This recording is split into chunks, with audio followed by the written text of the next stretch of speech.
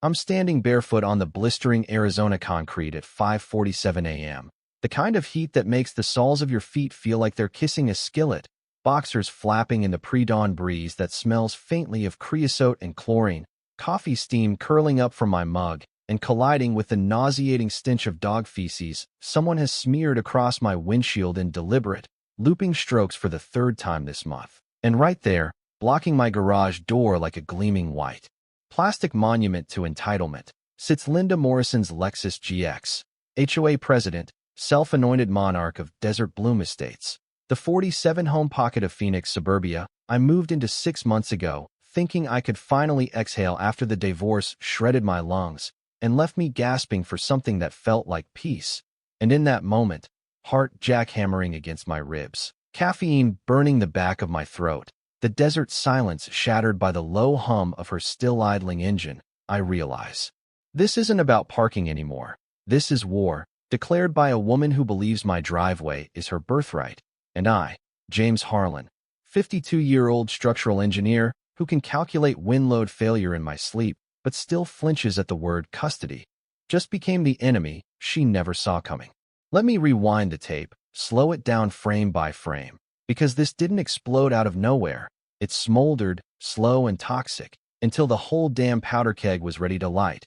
And the fuse was laid the day I signed the papers on Desert Bloom Estates, a 1999 vintage subdivision of stucco boxes under red tile roofs, streets named after desert flowers that don't actually grow here. HOA fees a manageable $180 a month, close enough for weekend visits with Sophie, far enough to pretend the past wasn't still bleeding. The realtor swore it was quiet, family-oriented, rules that actually protect value. And for 14 perfect days it was, sprinklers hissing at dawn like mechanical snakes, retirees waving from golf carts that looked like oversized toys, the faint smell of mesquite smoke drifting over block walls on Friday nights, kids on scooters weaving between parked cars, the illusion of sanctuary. Then came Linda Morrison, 59, real estate broker with a platinum bob cut so sharp it could slice bread, a smile that never reached her eyes, corner lot with a circular driveway big enough for a fleet of Escalades. Yet every morning her Lexus GX materialized in my driveway, like it had been teleported there by some cosmic prank. First time I figured honest mix-up. Knocked on her door with the polite awkwardness of a man who still says, "Ma'am," even when he wants to scream. She answered in Lululemon and tennis whites that probably cost more than my first car. "Oh, James, HOA drop-off for the Garcias next door, 5 minutes tops. You don't mind, do you?" And I, ever the conflict-averse engineer who believes in blueprints and compromise and the idea that reasonable people can always find a middle path, nodded, "No worries." Biggest tactical error of my life, because 5 minutes metastasized into twice weekly, then daily, then her engine idling while she scrolled Instagram, bass thumping through my garage door at 6:15 a.m. The crunch of gravel under my shoes as I hauled groceries an extra 50 yards became the soundtrack to my simmering rage, each step a reminder that my own property had been annexed without a single shot fired. My neighbors watched from behind sheer curtains and ring camera screens. Mrs. Alvarez, 76, original owner since the development broke ground, eyes sad and watery behind lace curtains that hadn't been changed since the Clinton administration. The Youngs, 30-something newlyweds who still held hands in public, offering apologetic shrugs but never words. Everyone saw the slow-motion annexation of James Harlan's private property, yet no one crossed the Queen, because Linda wasn't just president. She was the enforcer, armed with violation notices printed on heavy cream stock, fines that escalated like compound interest, and a literal ruler she actually used to measure grass height on her knees in the morning dew. And when she discovered I was just an engineer, not in management, her tone slowed, volume rose, like I was hard of hearing or maybe just slow.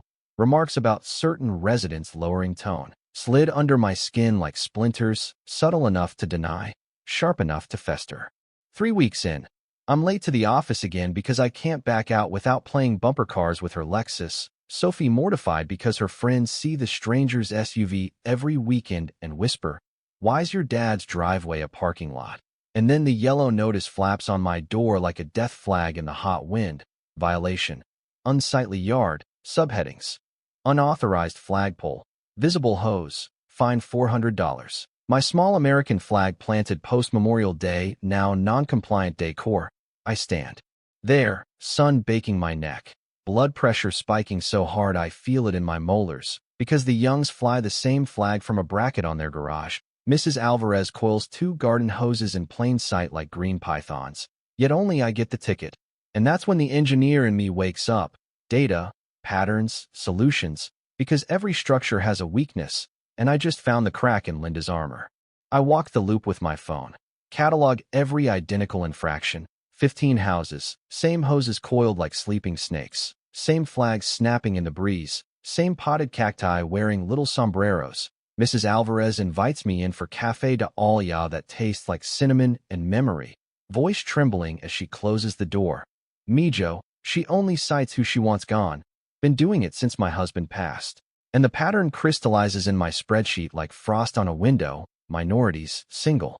Dads, anyone who looked at her sideways or forgot to wave enthusiastically enough. Selective enforcement sharp as a scalpel.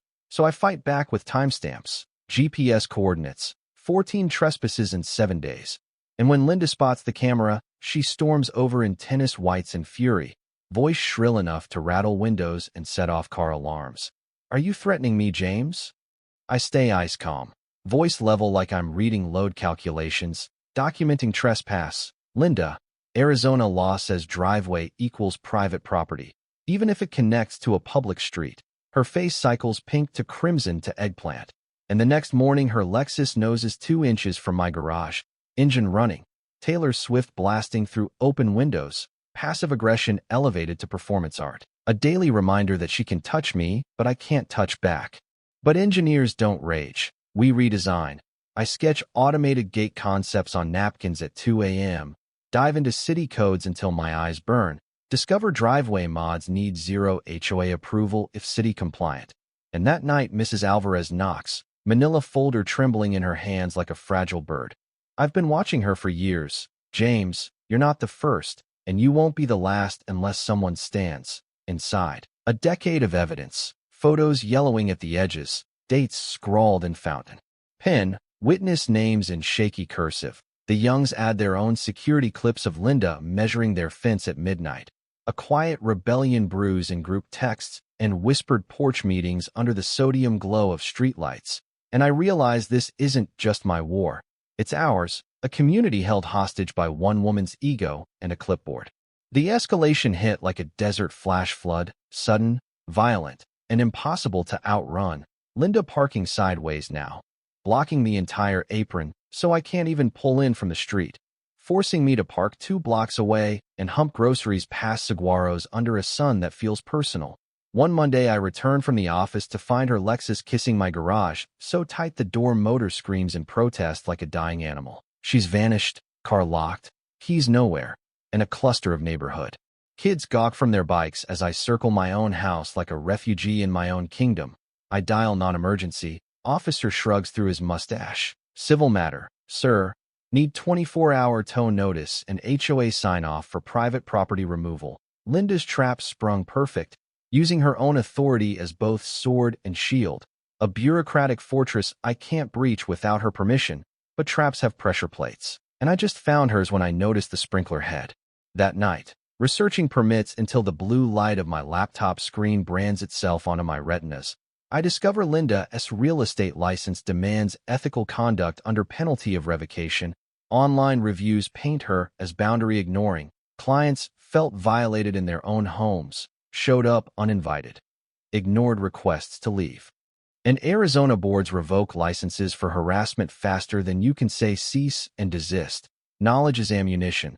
So I weaponize my sprinkler, aim the head to drench her parking spot at 6 a.m. sharp. Cover the sabotage with an innocent, landscaping refresh of decorative river rocks. 3 dawns later her shriek splits the morning like a siren. Soaked tennis whites clinging to her like wet paper, she pounds my door hard enough to rattle the hinges. This is intentional vandalism. James, I'm calling the city. I open with Oscar-worthy innocence, coffee mug in hand. Oh no, sprinkler glitch. Been meaning to fix the timer. Better park elsewhere till I get it sorted. Her eyes promise mutually assured destruction, and I close the door on her dripping rage. She doubles down. Sideways parking morphs into 2 a.m. lawn patrols. Flashlight beams slicing through bedroom windows like a prison searchlight. My new motion cams catch her keying the Young's Honda, thinking it's mine. Rifling my trash for dirt. Hammering my sprinkler head into plastic confetti that scatters across the driveway like technological snow. $180 repair, but priceless footage. Neighbors feed me more. Mrs. Alvarez's basement archive that smells of old paper and righteous anger. The Young's *** cloud drive overflowing with midnight stakeouts. We build a surveillance web tighter than FBI. And I order the boom gate, solar-powered, app-controlled, license plate recognition, $3,800 of mechanical justice delivered in a crate that looks like it could contain missile parts. City permits filed. HOA powerless because private property trumps petty bylaws. Linda smells blood in the water, calls emergency board meeting in her cathedral ceiling living room that smells of vanilla candles and desperation. Slideshow titled, Harlan's Hostile Fortress, projected on a screen that cost more than my first house. Only 2 bored lackeys show. Mrs. Alvarez, Young's. 3 others attend as my cavalry carrying folders thick as phone books. I unload 47 trespass photos. $800 damages. Cite bylaws on conduct and personal liability. Board member Janet finally snaps. After months of silence. Linda, this is stalking. We can't be complicit. Removal motion tabled. But I'm holding the ace up my sleeve. County tax maps accessed at 3 a.m. show Linda claiming 300 square feet of my driveway for 5 years. $1,600 annual savings. Fraud, felony. And Mrs. Alvarez produces a binder thick as a phone book. Previous owner Clara, single mom. Same harassment campaign. Forced sale at a loss. Linda's agency double-dip commission on both sides. Pattern repeats across 5 families. $190,000 in blood money extracted from minorities, divorcees, anyone who didn't fit her vision of upscale. The garage becomes war room. Wall-size timeline pinned with red yarn like a conspiracy theorist's dream. Color-coded incidents. Sophie helps build digital database that would make NSA jealous. Civil rights attorney Maria Vega reviews and whistles low through her teeth. Textbook, fair housing violation plus tax fraud. James, we're talking federal case. Punitive damages, attorney fees paid by defendant. 3-pronged attack. Criminal complaint to county prosecutor, federal civil suit. License. Board disciplinary. And the gate arrives Tuesday in a crate labeled like missile parts. Installation Saturday. Neighbors RSVP like it's Super Bowl Sunday, bringing lawn chairs and homemade tamales. Linda spirals into paranoia. 3 a.m. bolt cutter raid on my tarp components fails when Mrs. Alvarez's ancient chihuahua sounds the apocalypse. Footage crystal clear under motion lights. Saturday, 8 a.m. her Lexus blocks access. She postures in power suit and pearls. HOA inspection rights.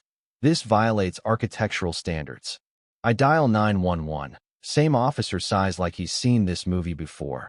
Move it, ma'am. Permits are in order. She returns with city inspector buddy who owes her tennis club favors. Backfires spectacularly when permits are perfect. Surveyor confirms property line with laser precision. By 2 p.m. the gate hums alive with a satisfying mechanical whisper. First test blocks her Lexus like a polite metal bouncer. She pounds my door hard enough to wake the dead. Intercom cool and collected. Private. Property. Linda. Trespassing is a crime. Cameras rolling. Her meltdown auto-archived in 4K. She floods city departments with safety complaints, fire marshal, building inspector, planning commission, each dismissed with eye-rolling efficiency. Honks 6 a.m. reveille that sets off every dog in a 3-block radius. Leaves threatening notes on neighbors' cars. Calls my firm with lies about workplace violations. Fake social media smear campaign from burner accounts. But every outburst feeds the evidence beast. Tuesday she waves $2,200 cash in a trembling envelope. Voice quivering like a bad actress. Remove the eyesore. James, neighborhood talking. This hurts property values. I record on my phone. Decline with a smile. Suggest she consult an attorney about her escalating legal problems. Then audit HOA books with forensic precision. $28,000 phantom landscaping payments to husband's company. No bids, no receipts, self-dealing. Illegal. The avalanche gains speed and momentum. Thursday night my alarm shrieks like a banshee.